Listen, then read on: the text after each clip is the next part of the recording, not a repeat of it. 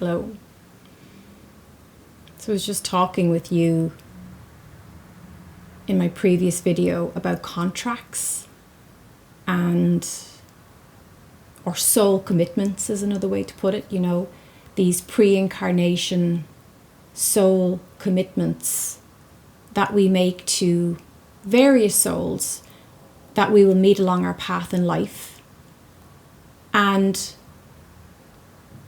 the details will vary from contract to contract, but they will be clear about at what point in your life. There's no willy-nilly wishy-washiness about what point in your life you'll meet that person. Like, it's very specific.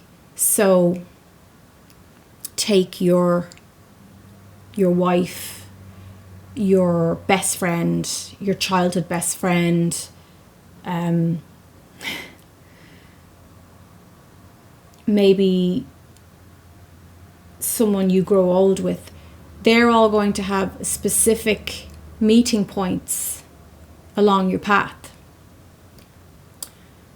And people often say to me, but what if I miss the meeting place? And I think that's something that a lot of people worry about, but the truth is it's an appointment. It's a soul contract, so you can't miss the meeting place. It's built into your aura. It's built into your DNA. You're going to meet that person at that appointed time. So really, when we say, it wasn't the right time for me to start that college course, or it wasn't the right time for me to get married. From a higher perspective, that's not true, because it's always the right time. It's perfect timing, in fact, because it happens when it's supposed to happen.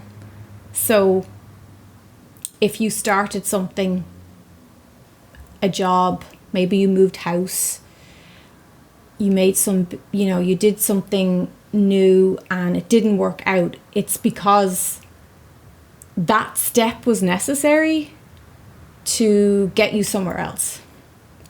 Like, that job was a stepping stone. That move was a stepping stone to get you further, closer to the appointment, to the person, the contract, the place that you're meant to go. I don't want to repeat too much of the previous video, but I was talking about new information that Spirit was showing me. Well, I was kind of having this dialogue with them, and I wanted to know, when the contract is ended, can you consciously, with your free will, as two souls here having this real-time experience, decide to embark on a new contract? And I was really surprised to find that the answer was yes, because there's very little that we can't actually do from an energetic point of view. And I think a lot of the time we just find that hard to believe, or we find that hard to swallow, because we feel so restricted often in our physical lives. But we project and imprint that on the soul, on the spirit, and that's just not. It's apples and oranges. The spirit is multidimensional, all powerful, God connected. So if you want to hear more about that discussion and that dialogue, you can watch the other video. But I wanted to come back on to say that Halloween is often a time where contracts end, and in allowing the contract to end, And when it's done, and when it's truly done, it creates space in your energy field, in your emotional body, in your mental body, and in your physical life, your physical space for the next soul commitment or appointment to happen. So hence we have a lot of these very wise sayings, you know, when one door closes, another door opens. That is a perfect way of explaining how these soul contracts end and then something else begins. But Halloween is often a time where we feel energies slowing down, coming down, and gently closing off. It's a closing off time of year. So you might notice that marriages that were struggling, or even long goodbyes with maybe a friendship we're trying to figure out, and you know, it's kind of on or off, or maybe you're battling with a job position or an addiction, a behavior that's troubling you.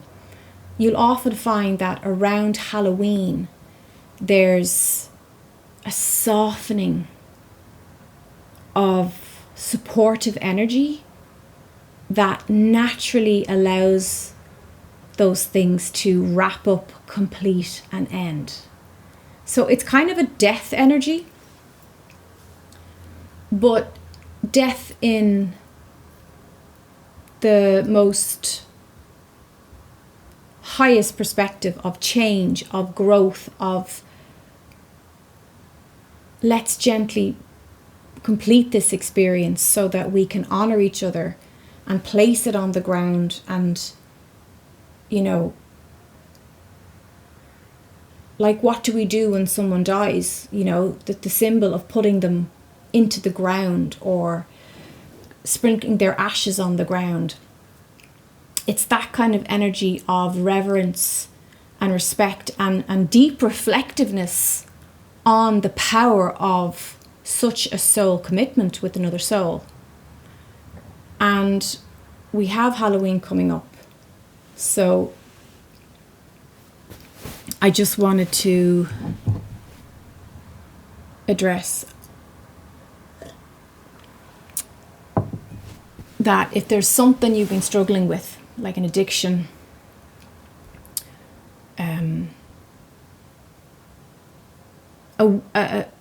a lifestyle habit even, this is a great time to send off your intention, your prayer that, you know, I'm ready to do this differently. I'm ready to change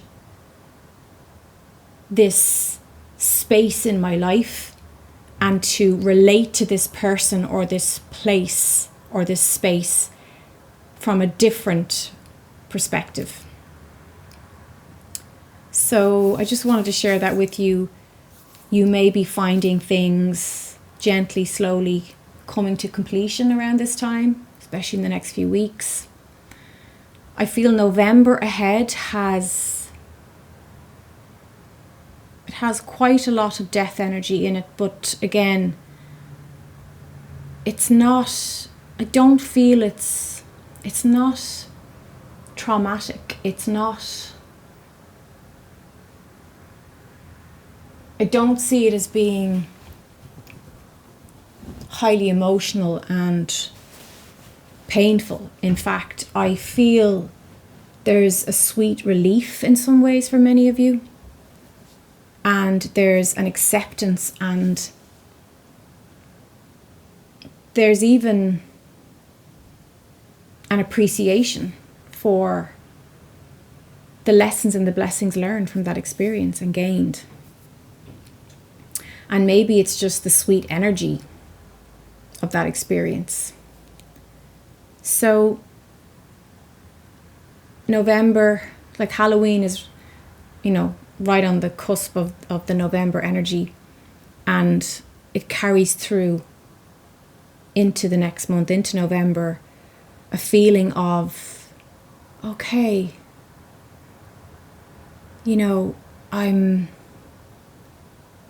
content to just let this go, and I don't need to hold on so tight, and I can take a deep breath, and that's the beauty of the death energy. You know,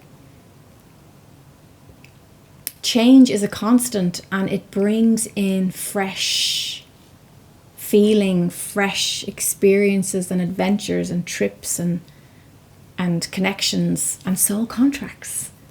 So never fear that. As a tarot card reader, the death card in the tarot is a perfect example. You know, another name for that card could be transformation. Truly, it's death is change, is transformation, and that's all. And it's interesting how, as a collective in many countries and cultures, you know, like the Day of the Dead and Samhain and the Celtic Halloween, there is this big focus on death. And that's no coincidence. It's because we've had the harvest in September, and then after the harvest comes the death energy to keep things in alignment. Because if things didn't end here, our minds and our lives would be incredibly crowded. Not just physically, but in every possible way. So think about making space as you release, as you gently lay down, and respect for the contract. Honor and respect for what you learned, what you experienced, for the love shared and the connections made and the memories. Because what you shared through that person with that contract, you can carry and cherish those memories forever, you know, when you're rocking in your rocking chair. So I hope this gave some food, some soul food for thought. Thank you for being here with me. And as always, the light in me recognizes and respects and honors the light in you. Let me know in the comments what you feel about contracts, and if you'd like to share a recent contract that you feel has either come to an end, or perhaps you're even feeling, you can feel the energy of this new contract coming in. I'd like to hear your insights and your wisdom on soul commitments or soul contracts, because I find it a really fascinating topic. And maybe what you share in the comments, you could also say if there's any other questions you have, so it can spur me on for future videos. I need to go to bed.